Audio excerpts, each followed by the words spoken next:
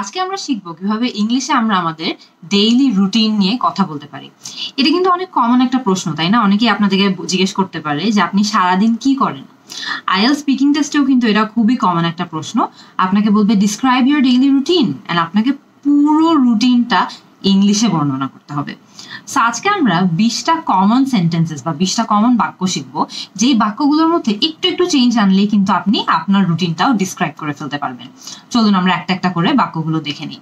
প্রথম বাক্য, I usually wake up at 8 o'clock. The first thing I do is check my phone. I usually wake up at 8 o'clock বলতে আপনি মিন করছেন যে আপনি সাধারণত সকাল 8টার দিকে ঘুম থেকে উঠেন, আর ঘুম থেকে ওঠার পর একদম প্রথম যা করেন সেটা হলো আপনি আপনার ফোন চেক করেন। এটা কিন্তু ভালো হ্যাবিট না, কিন্তু তাও করলে আমরা অনেকেই হয়তো বা এটাই করি, ঘুম থেকে উঠে ফার্স্টে ফোন চেক করি। সো এখানে কিন্তু আপনি সেন্টেন্সটা খেয়াল করে দেখেন, I usually wake up at 8 o'clock। আপনি কিন্তু এই সেন্টেন্সটাকে আপনার রুটিন অনুযায়ী চেঞ্জ করে ফেলতে পারবেন। আপনি হয়তো বা বলবেন I usually wake up at 9 o'clock, I usually wake up at 5 o'clock। So আপনি আপনার রুটিন অনুযায়ী জাস্ট স্ট্রাকচারে একটা জিনিস পাল্টিয়ে ফেললেই কিন্তু এটা আপনার রুটিনের অংশ হয়ে যাবে। The first thing I do is check my phone. আপনি ঘুম থেকে উঠে প্রথম কি করেন? আপনি যদি অন্য কিছু করেন তাহলে আপনি সেটা বলবেন, the first thing I do is make my bed. The first thing I do is drink some water. So আপনি আপনার রুটিন অনুযায়ী প্রত্যেকটা চেঞ্জ করে ফেলবেন। চলুন এর পরের বাক্যটা দেখি। Then I brush my teeth and wash my face. এরপরে আমি দাঁত ব্রাশ করে হাত মুখ ধুয়ে নিই। এরপরে আমি কি করি? After that I make my breakfast. মানে এরপরে আমি আমার সকালের খাবার রেডি করি। খেয়াল করে দেখবেন রোজার সময় কিন্তু এই স্টেপটা পাল্টিয়ে যাবে, রাইট?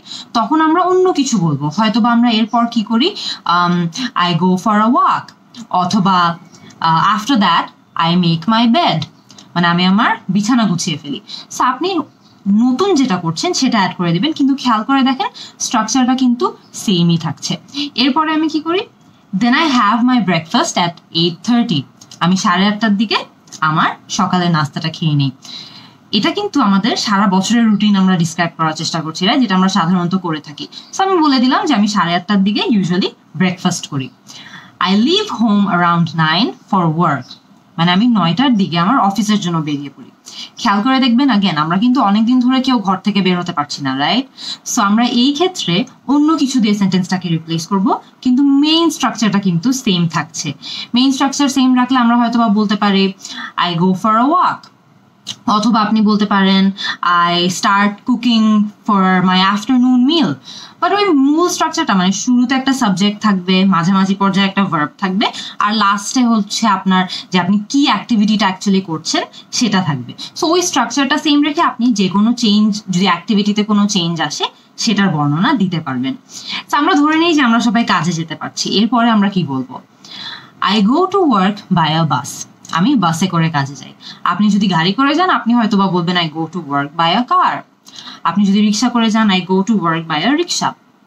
এভাবে কিন্তু আগেন দেখেন স্ট্রাকচারটা কিন্তু একদমই সেম থাকছে, আপনি জাস্ট একটা দুটো শব্দ আপনার রুটিন অনুযায়ী পাল্টিয়ে ফেলছেন। এরপরে আমরা অফিসে পৌঁছে গেলাম, তারপরে আমাদের রুটিন কি? Once I reach office I note down my tasks and get to them. আমি অফিসে পৌঁছাবার পর আমার সারাদিনের কাজগুলো নোট ডাউন করি, কোনো একটা জায়গায় লিখে ফেলি এবং শুরু করে দিই। গেট টু দেম, এই ফ্রেজটা মানে কি বা এই শব্দগুলো মানে কি জানেন? এই গেট টু দেম এটার মানে হলো শুরু করে দিই। আমি গিয়ে আমার সারাদিনের কাজগুলো নোট ডাউন করি, and I get to them মানে সাথে সাথে শুরু করে দিই। এরপরে আমি কি করি? I usually have my lunch around 2 PM। আমি সাধারণত অফিসে আমার লাঞ্চ 2টার দিকে করে ফেলি। এরপরে I wrap up my work around 6 PM and leave the office around 6:15 PM। Wrap up মানে কি জানেন? র্যাপ আপ মানে হলো শেষ করে ফেলা। এটাও কিন্তু একটা নতুন ফ্রেজ শিখলাম আমরা। I wrap up my work around 6। আমি 6টার দিকে আমার সব কাজ শেষ করে ফেলি এবং 6:15টার দিকে অফিস থেকে বেরিয়ে যাই বাসার জন্য। এরপরে আমি বাসায় পৌঁছাই, রাইট? সো আমি এই সেন্টেন্সটাকে কিভাবে বলবো? After reaching home I ফ্রেশন up and spend time with my family.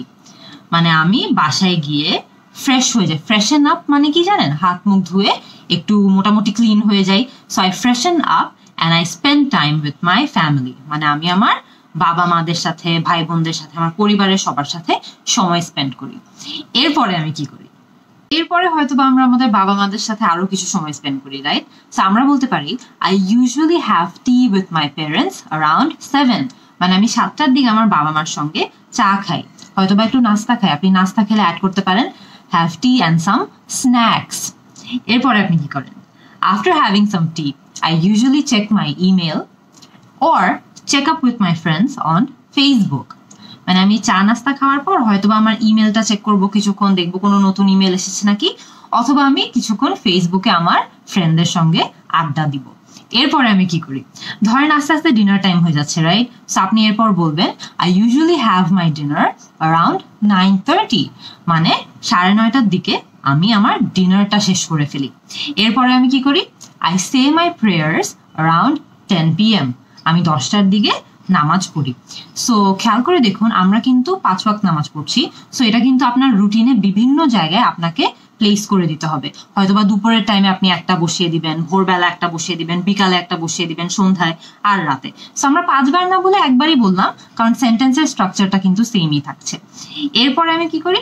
Around 10:30 I brush my teeth and wash my face. খেয়াল করে দেখুন এই হুবহু সেম সেন্টেন্সটা কিন্তু আমরা সকালেও ব্যবহার করেছিলাম, কারণ মিনিংটা কিন্তু সেম। আপনি আপনার দাঁত ব্রাশ করছেন আর হাত মুখ ধুচ্ছেন, সো সেম সেন্টেন্সটা কিন্তু আপনি আবারও রাতের দিকে ব্যবহার করতে পারেন। এরপরে আমি কি করি? হয়তোবা আমি বই পড়ি, হয়তোবা আমি টিভি দেখি। সো আমি এরপর বলতে পারি then I read a book for a while, মানে আমি কিছুক্ষণের জন্য হয়তো একটা বই পড়ি। অথবা আপনি এটাও বলতে পারেন then I watch TV for a while, আমি কিছুক্ষণের জন্য টিভি দেখি। অথবা আপনি যদি দেন এক্সারসাইজ করেন তাহলে আপনি বলতে পারেন then I exercise for a while. খেয়াল করে দেখেন সেন্টেন্সের স্ট্রাকচার একদমই সেম, স্ট্রাকচার কিন্তু চেঞ্জ হচ্ছে না, জাস্ট একটা শব্দ চেঞ্জ হয়ে যাচ্ছে। আমরা রিড আ বুক বলছি, অথবা এক্সারসাইজ বলছি, ওয়াচ টিভি বলছি, সো একদম ছোট ছোট অংশ চেঞ্জ হচ্ছে, কিন্তু স্ট্রাকচারগুলো কিন্তু একদমই সেম থাকছে। সো সেম স্ট্রাকচার ফলো করে আপনি আপনার রুটিন অনুযায়ীও সেন্টেন্সটা চেঞ্জ করতে পারবেন। এরপর আমি কি করি? I usually hit the bed around 11:30 PM, মানে 11:30টার দিকে আমি ঘুমিয়ে পড়ি। হিট দ্য বেড মানে কি জানেন? হিট দ্য বেড মানে হলো ঘুমিয়ে যাওয়া। এটা জাস্ট একটা সুন্দর স্টাইলিশ ওয়ে অফ সেইং যে আপনি এই টাইমে ঘুমিয়ে পড়ছেন। So hit the bed. এই হয়ে গেল কিন্তু আমাদের অনেকগুলা বাক্য, রাইট? এই বাক্যগুলো দিয়ে কিন্তু ইজিলি আপনি যে কোনো সময় আপনার যে কোনো রুটিন ডিসক্রাইব করতে পারবেন। ডেইলি রুটিনের ক্ষেত্রে জাস্ট আপনি ডিফারেন্ট কি করেন বা আপনি আলাদা কি করেন, ওই ইনফরমেশনটা দিয়ে স্ট্রাকচারে অল্প একটা দুটো শব্দ চেঞ্জ হবে, কিন্তু মূল স্ট্রাকচারটা কিন্তু সবসময় সেম থাকছে। সো এই সেন্টেন্সগুলো ইউজ করে আমাকে এখনই জানিয়ে দিন আপনাদের ডেইলি রুটিন কি, বা আপনারা সারাদিন কি করেন, এটা আমাকে এখনই কমেন্ট সেকশনে জানিয়ে দিবেন। See you in the next class.